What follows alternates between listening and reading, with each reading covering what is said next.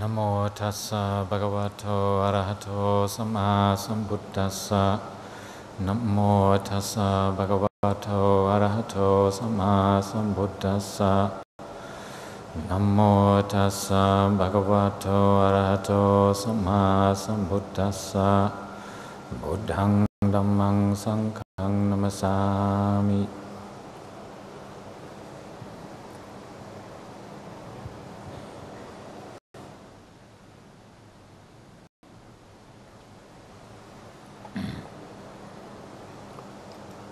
So my respects to the Venerable Sangha and to all of you gathered here. It's this. I've been in Malaysia now. This is my first time here as a monk. I was here about 30 years ago with my wife and son. We were living in Asia for about a year, travelling around, and did spend some time in Malaysia, but coming here as a monk, I've been here just over a week now, and travelled up to Ipoh and stayed there for a little bit in Taiping, having a look at some of the different Buddhist centres. There's a couple of monasteries I visited and have felt incredibly welcome. Very appreciative of the hospitality, the warm welcome that I've received pretty much everywhere I've gone, and very impressed with the standard of meditation practice, the interest that people have. There's certainly no doubting the devotional quality, people's enthusiasm for the tradition, but it's been very nice visiting these centres to see people's interest in the practice, actually giving time to meditation. This is so theory and practice, one without the other. I mean, they work together so well, but I do see in different places where an overemphasis on the theory, but my general experience in Malaysia has been tremendous enthusiasm for actually practicing meditation, putting the theory into practice.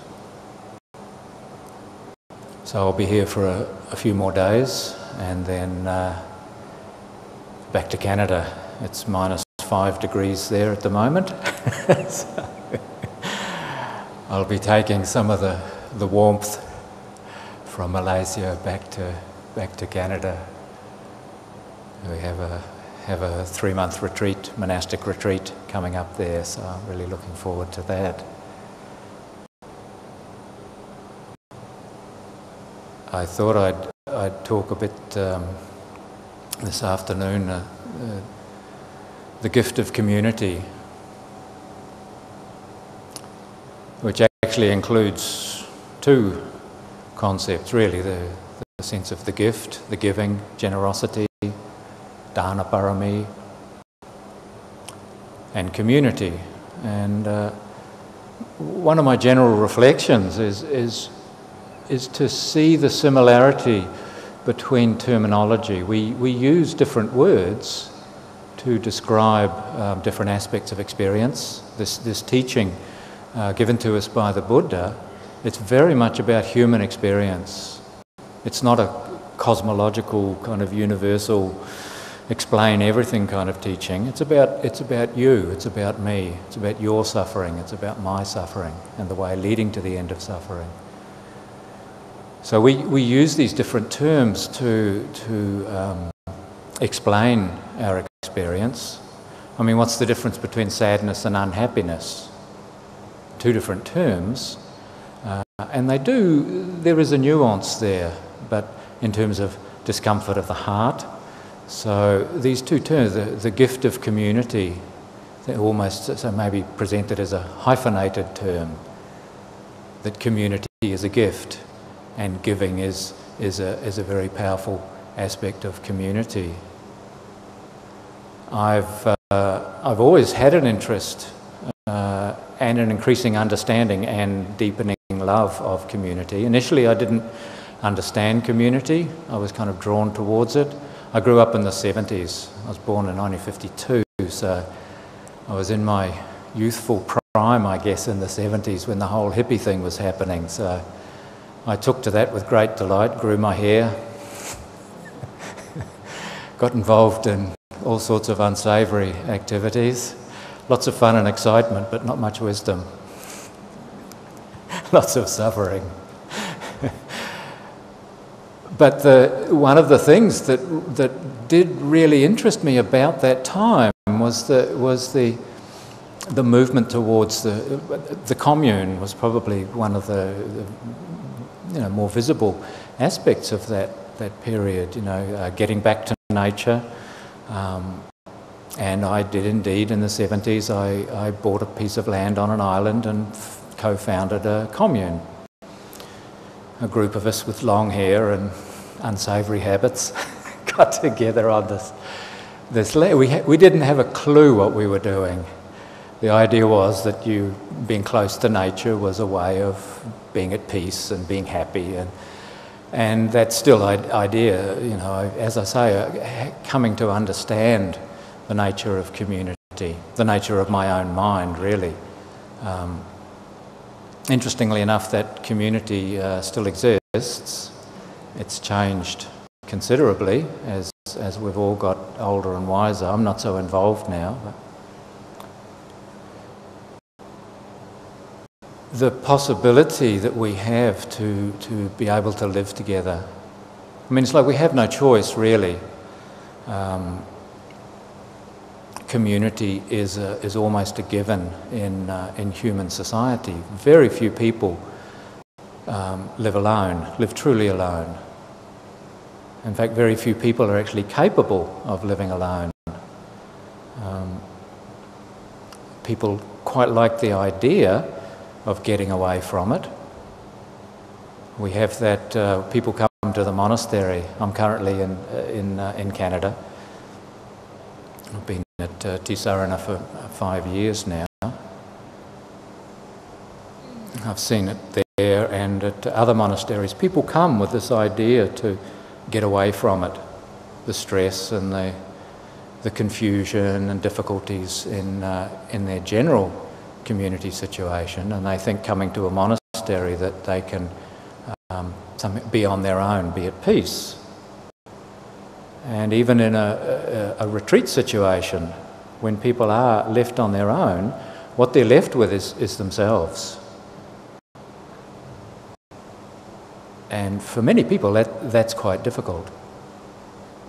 For some people coming to the monastery, it's the first time in their life that they've ever taken the time to stop.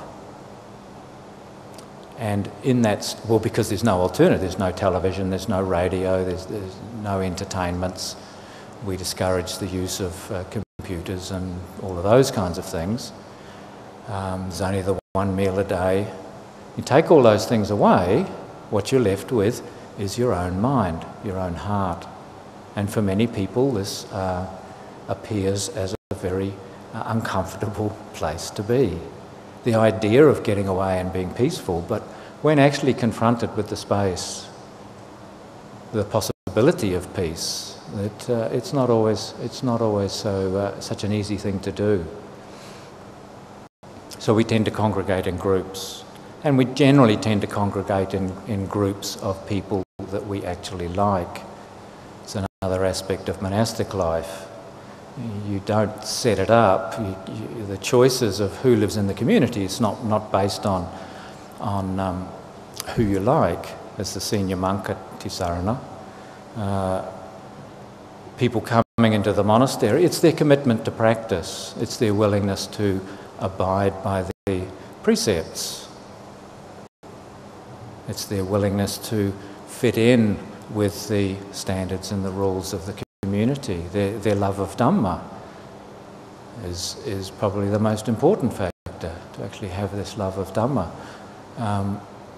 Whether they're a bit eccentric, I never met Jerry, but I've certainly heard stories about him. And you do get all sorts of different characters, so many different personalities. In some ways you can think I mean, just becoming a monk is a stepping outside of the norm, a move away from the traditional or the average centre. So monks are by definition eccentric. And we're all eccentric in slightly different ways. But the willingness to surrender to the standard of the monastery, and Thai talk about core wat, it's not necessarily the Vinaya. There's the 227 rules we have and the general Vinaya standards. They're maintained. Usually that's not a problem. But each monastery has a particular style, often determined by the personality of the senior monk. So the necessity to be able to, in a monastic community, to be able to surrender to the conditions that one encounters. They're obviously very moral. Generally they're very compassionate, kind, generous. These factors are usually encountered in most monasteries in a very heartfelt way. So when the mind tends towards complaining, picking on things that I don't like, this practice of being able to surrender, and this really, as I extended my interest in community, this is really what I saw I had to learn, what I had to understand. So the monastic tradition, it has a very strong hierarchy. So Ajahn Siripanyo in this group here, he's the most senior monk. And then, you know, we all get lined up and we go for the food and the order. And if two monks are of the same year, you ask which months did they ordain. So it makes it actually very simple. And it also supports a real gracefulness, a real beauty, being able to, because I've been travelling quite a bit of late, last couple of months. Coming here, it's so nice actually to be junior. I can be down the end of the line, and I've got lots of monks that I can bow to and help and carry their bag and put their sitting cloth down. All these very simple things, but very beautiful things. Actually, very significant things. It's the small things that do add up. So I made many different experiments in community, shared housing, rural and urban. And I was very fortunate. I was travelling with my wife and son to Asia, and we ran out of money in West Australia. And I was very fortunate to meet Ajahn Jagaro, who was the senior monk there at the time. This was before they bought the monastery land. They were still living in the city. And my memory is, and I have no idea how it happened, I looked up B for Buddhist in the telephone book. That's my memory. I have no idea what prompted me. And Ajahn Jagaro answered the phone and invited me to come around and for a cup of tea and a chat, and I did. And it wasn't too long after that Luong Por Chah came and led a 10-day meditation retreat, and that was very pivotal in my monastic life.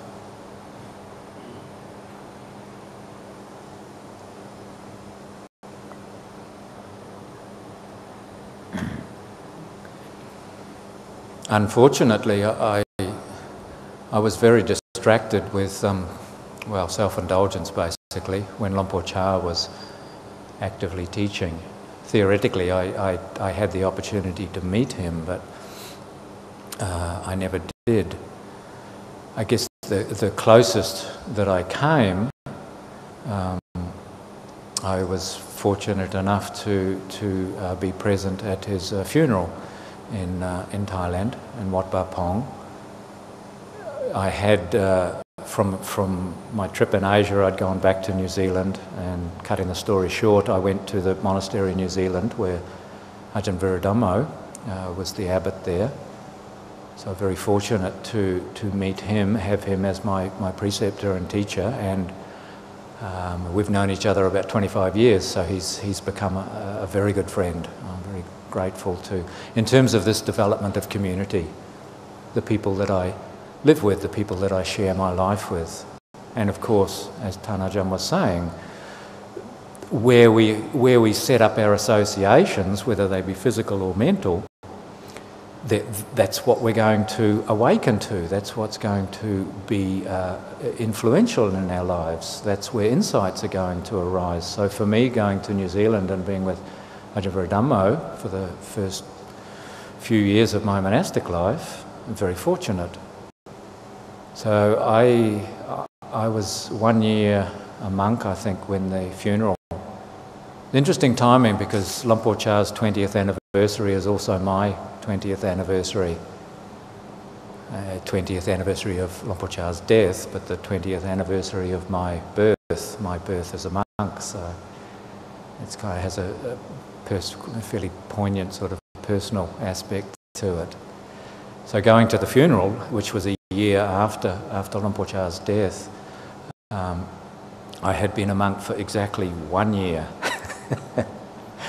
And I didn't know anything. I mean, training in the West, it was a Thai forest monastery, and Ajahn Dhammam had trained in Thailand, so that was the standard of training. But there's an awful lot that you really need to be directly exposed to. That process of association is how we learn, and being in New Zealand, far removed from the finer points of training in Thailand. So it was a real eye-opener for me. It was actually an intense, flying from New Zealand to Bangkok, I mean, that trip was enough. No sooner had we got to Bangkok than we were on a bus to Ubon, which is about 6, 8, 10 hours or something, I don't know, a long time. No sooner had we got to Ubon than we were bundled in the back of a pickup to go off to Wat Pah Pong to pay respects at the monastery there. Then it was back to Wat Pah Nanachat, got about 2 hours sleep I think, and then it was back to Wat Pah Pong for the beginning of there was a week of ceremonies there. Fortunately I was a bit younger than I am now, so my body, I ordained at 40, so I must have been 41 at that time, just sitting on a concrete floor. Now I need all kinds of cushions and props to support. But there was an incredibly beautiful, deep and profound energy during that week. I mean, it's difficult, just to guess how many people in this room right now, but estimates for the week of the funeral that there were 500,000 people that came to the monastery to pay their respects to Luong Por Chah before his cremation. And on the actual day of the cremation, there were 200,000 people. And being in an environment like that, I remember a monastic procession. There's a photo that's been quite widely reproduced of the Sangha approaching the Chedi. I don't know, 200 monks, 300 monks. I mean, I was down the back somewhere, I'm sure. But being a part of that, surrounded by just so many people, the mass of humanity. It's like being in, London, I guess is one of the biggest cities I've been in. The mass of humanity. Being in that situation, a place like London, actually brings up a sense of anxiety for me. Have I got my ticket? Am I going to get on the right train? Is somebody going to rob me? Am I going to get mugged? You know, the way that the mind quite naturally goes in a place of uncertainty. And at this time at Wat Pah Pong, just this incredible, like a wave, this radiating energy of gratitude, generosity, just feeding so many people. I forget the meals, like for 10,000 people. Just the logistics that's gone on to organise this is extensive. I mean, I've been involved with a few of the people helping out, a lot to do. You imagine feeding 10,000 people. Everything for free, volunteers, it was so well run. It was, So one could just truly relax, truly one's heart could open to that situation, being with the people who had known Luong Por Chah for many, many years, people like myself who were quite new. One of the things that very early on, once I met Ajahn Jagaro in Australia and started developing my interest in this tradition, one of the things that really made a connection with Luong Por Chah was the books. Taste of Freedom was one of the early ones I remember. And to this day I still wonder how did that work? Somehow he used to speak kind of Thai Lao dialect, so it's a translation from Thai into English, and then another translation of medium from the spoken word into the written word to be read. And for me, somehow, I could hear Luong Por Chah speaking. I imagine that, of course, but there was something about the quality, the simplicity, the directness, the wisdom of those teachings that somehow was able to carry through that sort of double translation. Like when they make a movie of the book, you know, this amazing book bestseller, and then they make a movie. It's never quite the same, or rarely is it the same. With Luong Por Chah's teaching, consistently that used to come through. I was particularly inspired. I'd give those books, copies of those books, to my friends who were not Buddhist, and they would similarly recognise, they'd appreciate the value. I don't know of any of them that actually took up meditation or anything on account, but having read the book, they, you know, and I'd ask them, you know, did you enjoy it? And they appreciated the truths, the wisdom that was there. I was sitting this morning just reflecting on, actually thinking about this very moment and what I might say. And the thing I kept coming back to was the smile. Luong Por Chah makes me smile. I was just sitting on my bed with my cushions propped up, but meditating, just thinking about my association with this great man, with the lineage, with the community. I lived with Luong Por Sumedho for 6 years, and I've known many of the other senior monks, spent varying periods of time with them. So Luong Por Chah is the key that has really unlocked or opened this particular path. And I just sit there thinking about him, and I couldn't help smiling. Even looking at this photo, I'm not sure whether he's looking stern or whether there's a little secret smile there. It's a beautiful image. There's something about that, like looking traditionally at a Buddha Rupa. Often the face of a Buddha Rupa, usually very, very serene, often just the slightest of smiles. There's something about that experience, or what it represents, a physical manifestation of an inner experience. So the funeral itself was quite amazing. The King and Queen of Thailand came, and they lit a ceremonial flame, which was then used in the evening. The cremation was very late at night, the actual starting of the cremation fire. And most of the lay people had gone home. It was probably 11 o'clock at night or something. It was quite late. And so the chedi, the stupa, inside which was the cremation oven, was filled with monks. There must have been, 300 monks, 200-300 monks. It certainly was packed with monks. And the fire was lit, and we were all chanting. And it's another one of those things that really brings a smile.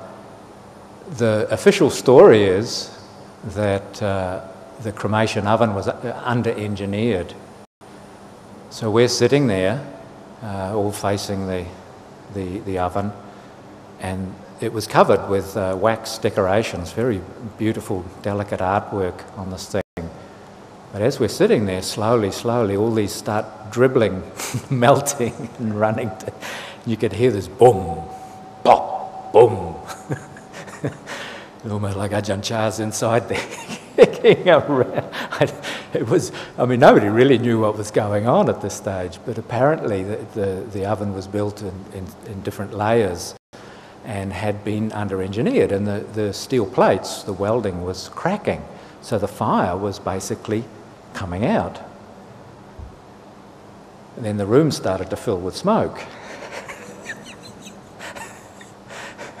And then, of course, all very mindfully and carefully, we made our way out of the jetty, and we're all standing around this smoke pouring out of because the spire of the jetty was like the chimney of the cremation oven. So there's smoke coming out the 4 entrances, smoke coming out the chimney.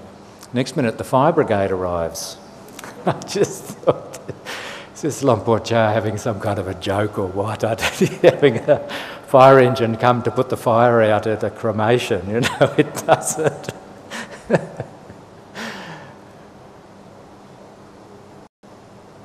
So one of my lasting memories of that, because that was, as I say, that's probably my strongest point of connection or direct association with Luong Por Chah. And because I was quite junior, I was one of the last ones to leave in terms of transport being organised. All the senior monks got taken back to Wapananachat and so forth very early on. So there was just a small group of us remaining. I was circumambulating the stupa. And it was interesting just watching this opening to the memory of the community, this assembly of, say, 200,000 people that not so many hours before had been gathered around the Chedi, this enormous mass of devotees, this devotion, this love of Luong Por Chah. I could stand under the starry sky. I remember it was a clear night. And it's like I could just shifting attention, shift through memory to that connection, that engagement with community. And then I could shift back to the relative solitude. There was only like 6 of us left. I was basically on my own, walking around under the stars and the empty Chedi. And the coming and going of community, where was the community? Had the community all gone home and gone to bed? Or was the community still very much alive? Where was Luong Por Chah? This relationship that we have, community, both individual, how many people does it take to make a community? And just, people gather and you look around and say, is the community here? Oh, well, you maybe think few people are missing or some extras, or the sense of community is not something that can really be too sharply defined. Monastic community, even that, the sense of Sangha, who is part of the forest tradition, or is it the forest tradition, or is it the Thai forest tradition, or is it the Wat Pah Pong tradition? Is it the Amravati tradition? Where does this kind of grouping, this body of monks, where does it start and where does it end? Community is a very fluid thing. And what really makes the strongest definition for me is the heart connection. When I meet a monk and you ask, how many vasa, where have you been living? A few questions, and it doesn't take too. You get a sense of this is somebody who's part of my community. This is somebody who I feel I can include in my monastic life. Because you do, there are all kinds of monks around, and sometimes I meet monks and I'm not so sure. Would I invite them home? And this is something that it is difficult to define.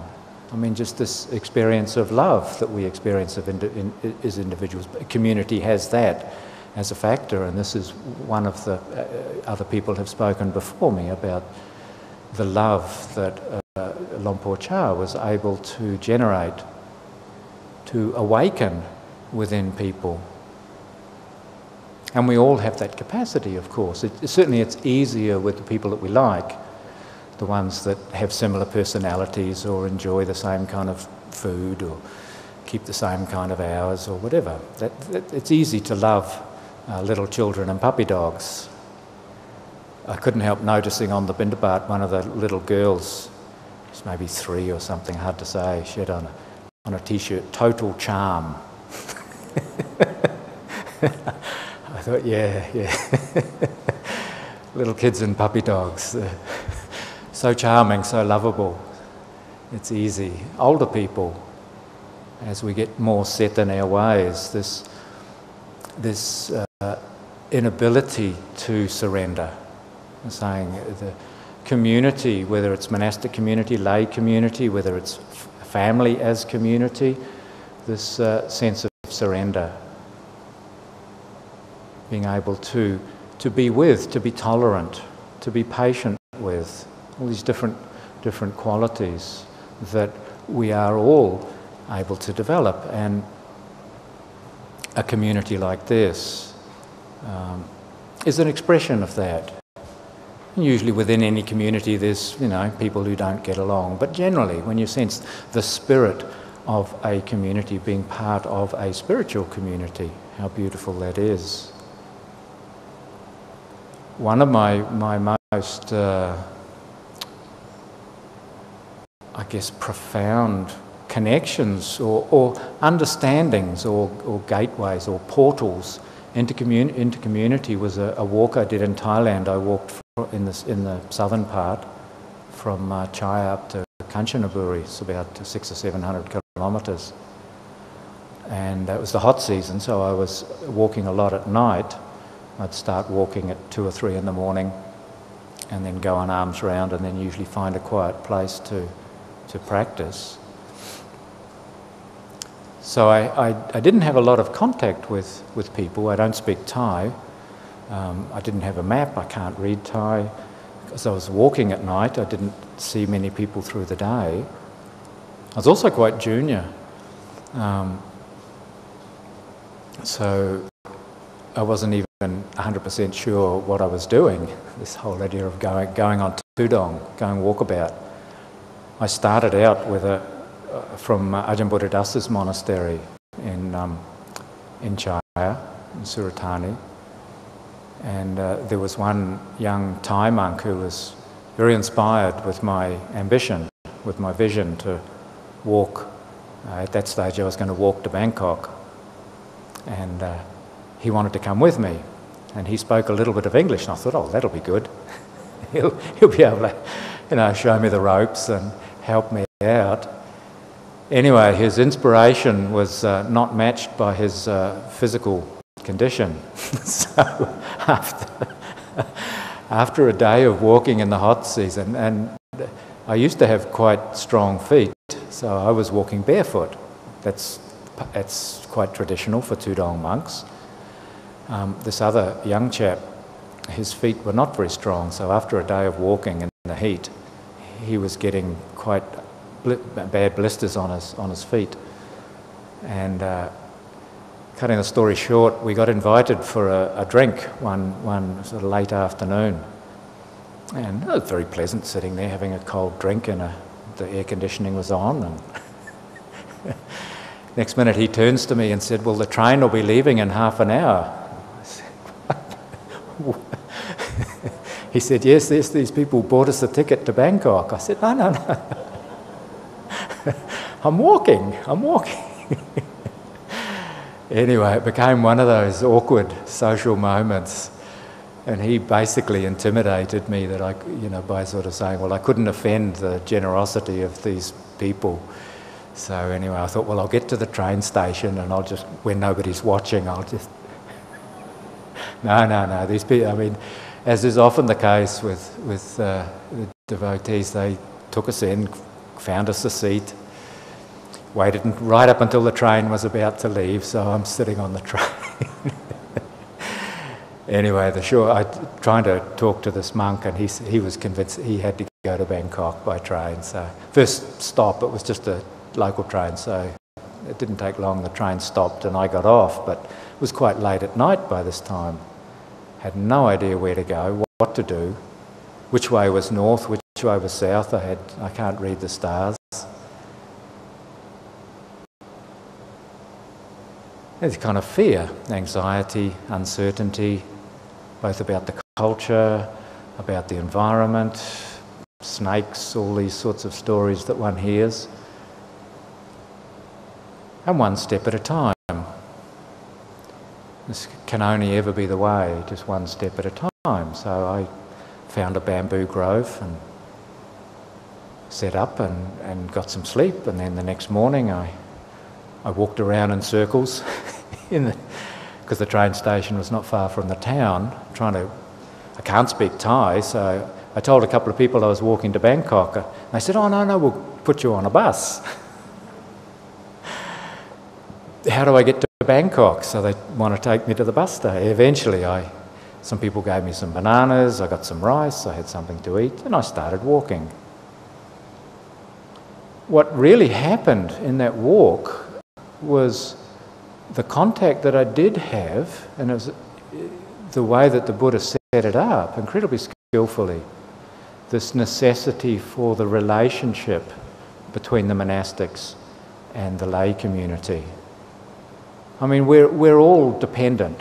We are reliant on each other.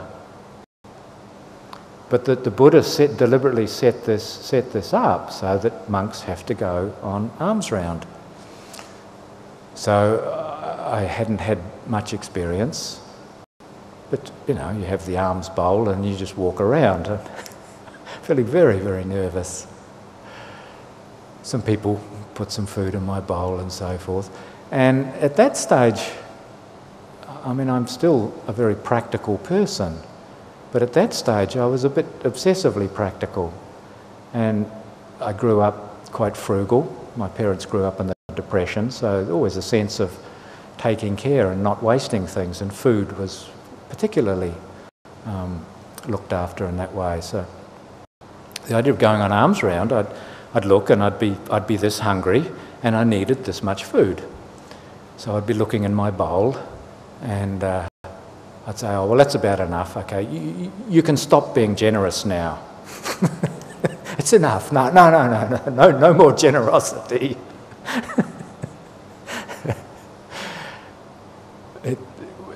It felt so awkward. Something coming from up here that just didn't sit with something down here, and I didn't know quite what was going on there. So then I'd try and go off somewhere quiet, find a little piece of woodland or something and go and sit. And as often the case in the village, there's somebody sitting around, I spot the monk, and next minute there's 10 more people coming. More food. The practical, logical part just wasn't having a happy day. The emotional, kind of intuitive part just couldn't make sense of anything, trying to reconcile this. So this went on. I mean, of course I'm reflecting on it because it was a persistent fear. I knew there was something wrong. And I just saw it doesn't matter, actually.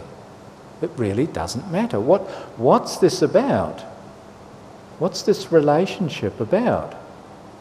And okay, so practically I do have to eat. I need to get some food. But actually, what underlies that is this relationship, the spirit of giving and receiving, this dynamic of community.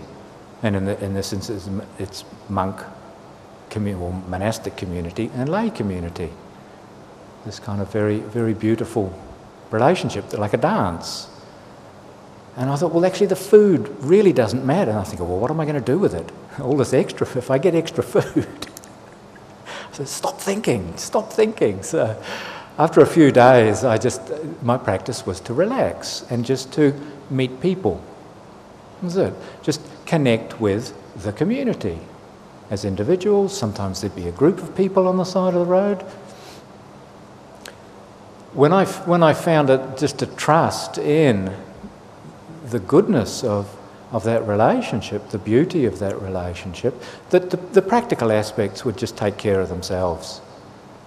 You know, that I had enough food, that I had a balanced diet, that I managed to find some way to deal with the surplus. Toilet paper, I mean, I'm walking how much toilet paper can you use in a day? I get a big packet of toilet paper. That's sadhu.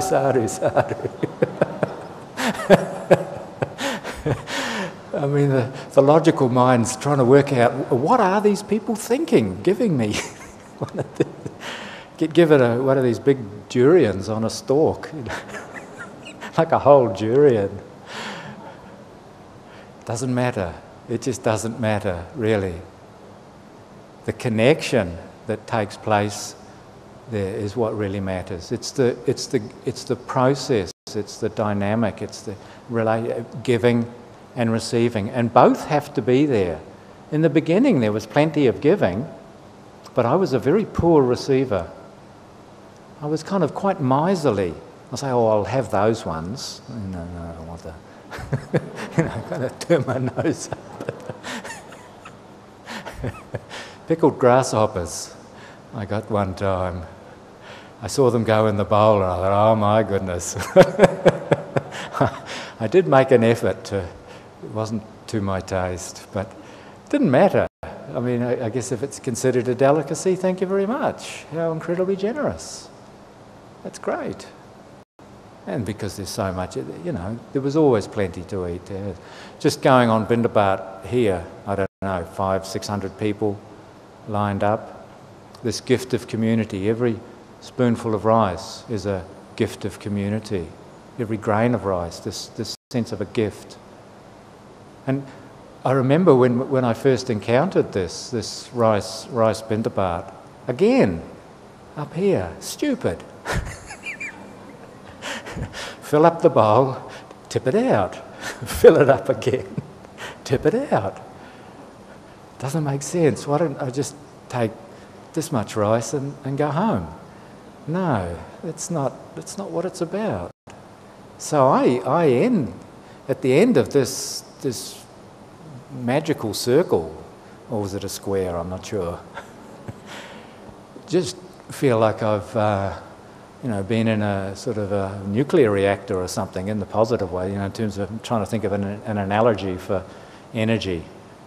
The kind of the power of that, connecting with some people, offering a greeting, good morning, hello, sadhu, sadhu, sadhu, just that kind of connection. One of the things that, and it's not always possible where there's so many people, but just this sense of the smile. As I say, when I think of Luong Por Chah, it makes me smile. When I remember the Bindabat this morning, I remember many occasions, it brings a smile. And that kind of in a smile, an enigmatic smile or a wry smile or something, it connects with a certain energy, and it allows us a certain contact, because it's not a very dynamic or active gesture. It's actually quite subtle, but we are very finely attuned to the quality of the smile. And I think it's cross-cultural. I think a Malaysian smile's the same as a Kiwi smile. At least that's how I read it. And the subtlety of it allows a contact, whether it be eye contact. Actually just quickly catch a person's eye. It's amazing how powerful that is. In that context, in that environment of giving and receiving, that beautiful gift of community. Communion, just the word, community, communion, holy communion. Union with, com as a prefix, meaning with, joining together, yoga, union, bonding. Not separate. That's what the ego tends to do. That's what I could see those times going on arms around and many other examples, some of which I'm embarrassed about. I get stuck up here. There's no union. There's me thinking about you. When it comes down to here, I mean, I'm not quite sure where to point. We tend to point at the heart centre, the centre of the chest, as the seat of emotion, of love, like Valentine's hearts and things like that. That connection, how beautiful that is. Because it isn't. It breaks down that whole sense of selfishness. That, in a sense, what that's pointing to is the Buddha's teaching on anatta, on not self. That community is a vehicle for breaking down the sense of self. And I think generally in Asian society there's more a stronger sense of community. Western cultures tend to be more individualistic. I mean, that's the culture I grew up in, so it is something I've kind of had to work with. The idea that you don't owe anything, you're independent. That you should find your own way in life, you should stand on your own 2 feet, you should be strong, especially men. Not weak, because weak people have to rely on other people. That's the kind of general message that I grew up with. New Zealand culture back at that time. Men were strong, never cried. You weren't allowed to cry or express any, because that was another sign of weakness. But actually, when you see the strength that comes through community, through the sense of surrender, the giving up of my own individual personal, what I want, how I want the monastery to be, how I want you to be, and to find it, because it's not we should all do it your way or you should all do it my way. This sense of participation and cooperation. Gotong royong? Bahasa? Yeah. I studied wood carving in Indonesia, so I learnt a bit of Bahasa Indonesia. This sense of cooperation, participation, sense of working together. Participating means joining in, cooperating means establishing harmony. It means surrendering to the general mood of the group, being willing to say, well, I don't agree with this, but actually we need to move on. We need to just get something done. So, okay, I don't agree with doing it this way, but I'll support that. I'll help, even though I don't like it. I'm willing to let go of my selfish preference and fit with the wishes of the group. Just to finish, I'd like to, in terms of personal practice, just considering the difference between external and internal. So community, like all of us here, you see, this is an external object. It can be kind of quantified, and people can be given names, and it's like an external manifestation. What we have internally, actually, to think in terms of community, that this being is made up of various factors, elements, energies. Talk about the 5 khandhas, the body, the feelings, perceptions, mental formations and consciousness. That's one way it's talked about. The 32 parts of the body. There are all sorts of different ways that this being, but it clearly is a composition on the conditioned level. In terms of my psychology, in terms of my way of thinking of the world, I have a collection of opinions, a range of views. I often like to think of these, each of these aspects as different characters. So I have a happy, kind of joyful character that lives here. I have a rather sad and doubtful, depressed character that lives here. I have an angry, these are aspects of my being that I don't necessarily personify them and give them names or anything like that. I mean, once you start getting into that stage, it's clinical schizophrenia. If you start believing you've got all these beings running your life. But as a reflection, just seeing there is a dynamic community made up of various elements. And can I bring that same principle of participation and cooperation, can I incorporate that internally? You see, it's pretty obvious that it's a useful thing to develop externally, but just as a reflection, the usefulness of bringing that and applying that same principle internally. So when there is sadness, I mean, you think in the outer community or in your family or a friend, you've got a friend who's had a difficult situation, death in the family or and they're feeling very sad and upset. You think in terms of external community, what do? How do you relate to them? Do you ignore them? Well, you can do that because it's not always the easiest thing to be with somebody who's sad and depressed and maybe quite negative and even a little bit angry.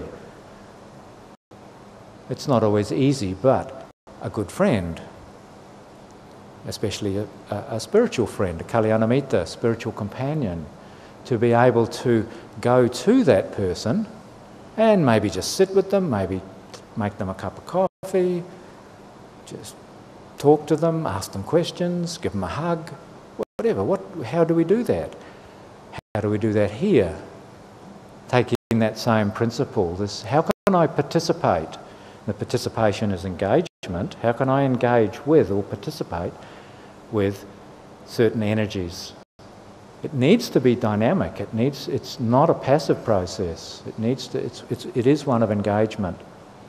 Listening to, opening to, cooperating with, not this controlling, demanding. I mean, that's the easiest way to deal with people, some kind of dictatorship. It often produces a culture of fear. You know, the boss is in charge and things are really well organised and run well, but actually people aren't necessarily happy. It might be efficient, we're coming from here, but how does it work down here? Sometimes less efficient organisations are actually more productive because they're happier. People have an interest, a love of their community. Can I love this community, this collection here? Can I find ways to allow them to express their opinions, their thoughts? I don't know who this mysterious I is, this kind of overseer, may not necessarily agree with some of the suggestions that come through the mind. You know, sometimes the mind, you hear a voice that just says, you know, go do something. Then there's another voice that says, no, but that's against the precepts. That's not beautiful, that's not appropriate. There can be quite a strong energy saying, no, just do it.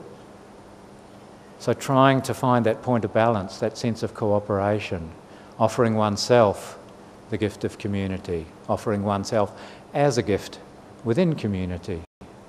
This kind of internal and external, the way that, and this applies in many in terms of analogies or models, that the external environment that we live is actually replicated in different ways internally. And the principles that we would logically try and follow externally, the sense in trying to incorporate those internally. So I'll leave that there for now. Thank you for your attention. The gift of community.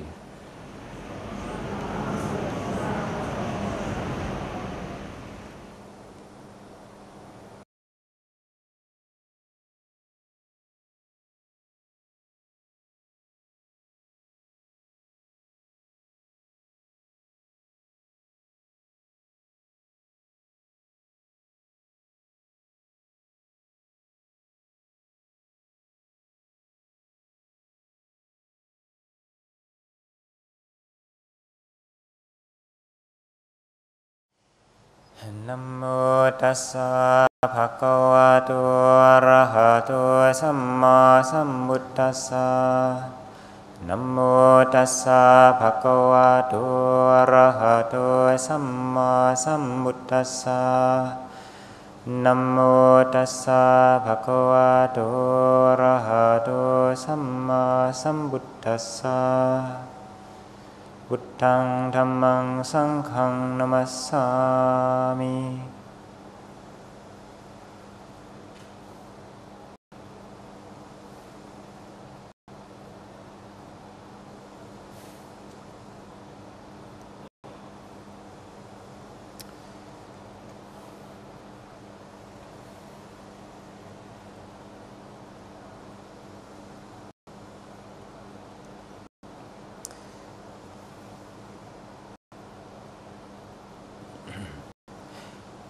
So my greetings and best wishes in the Dhamma to everybody here again.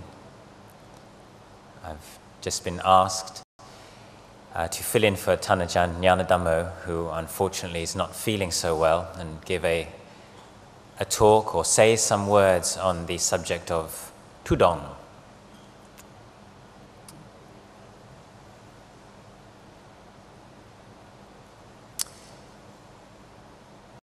Now, tudong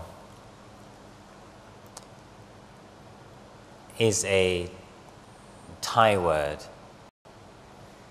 which comes from the Pali dhutanga. And very often these days, or in the modern era, the last 50 or so years, the Thai forest tradition that this Ajahn Chah lineage of ours is part of, is often called the tudong tradition, and forest monks are often called tudong monks. And people hear this word for the first time and of course don't really know what it means. Especially I think here in Malaysia, tudong is also the Malay word for the head covering that the Malay women and girls wear. So we're not tudong monks in that sense. So it comes from dhutanga, so tudong monks or forest monks, dhutanga monks. And in a sense, the film you've just watched provides a very wonderful visual, and also in terms of the commentary, a very good sense of what some of this lifestyle is about, being a forest monk, being a tudong monk.